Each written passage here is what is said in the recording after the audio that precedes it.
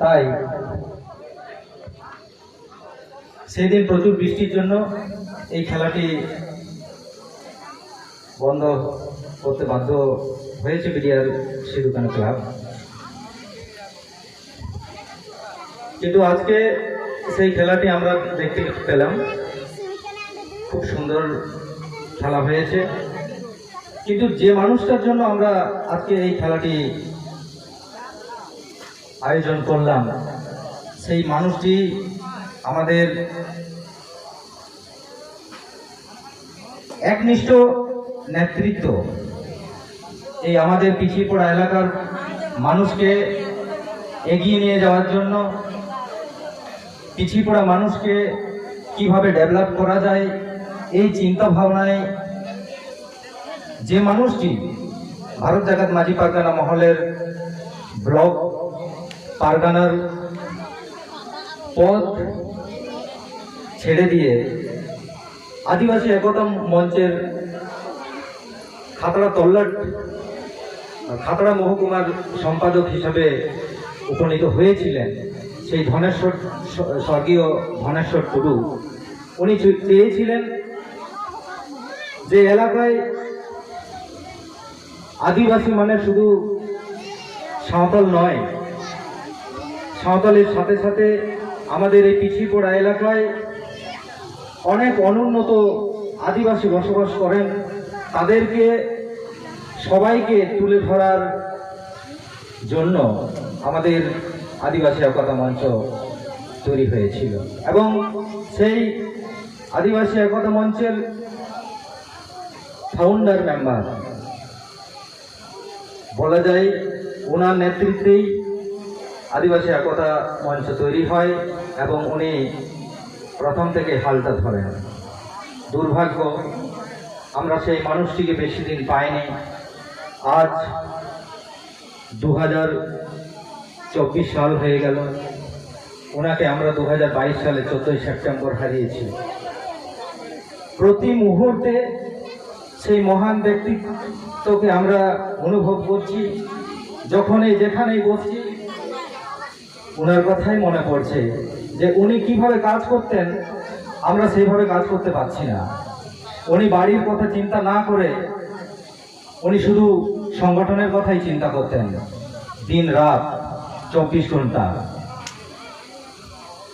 আমার থেকে BDR Sidhu Kanhu club ওনাকে ভালো জানতেন। আমি সংগঠনের মাধ্যমে ওনাকে চিনেছি, ওনার সহচর্য হয়েছি, ওনার সাথে আমি বিভিন্ন জায়গায় ঘুরেছি, বিভিন্ন কাজে ওনাকে সহযোগিতা করেছি এই মাত্র। কিন্তু উনি ছোট থেকে বিডিআর সিধুকানু ক্লাবের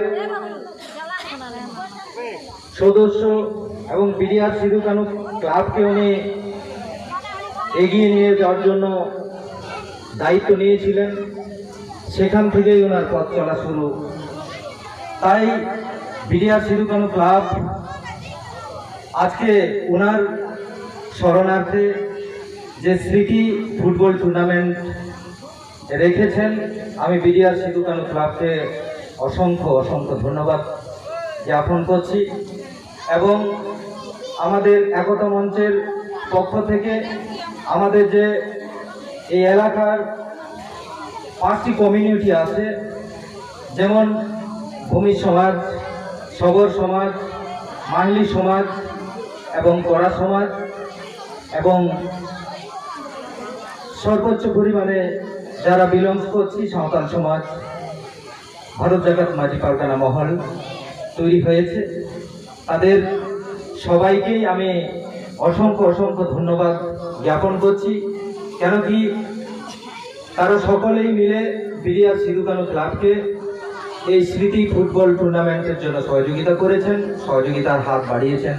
তাই প্রত্যেকটা কমিউনিটির সংগঠনের নেতৃত্বদের আমি ধন্যবাদ জ্ঞাপন করছি। তারা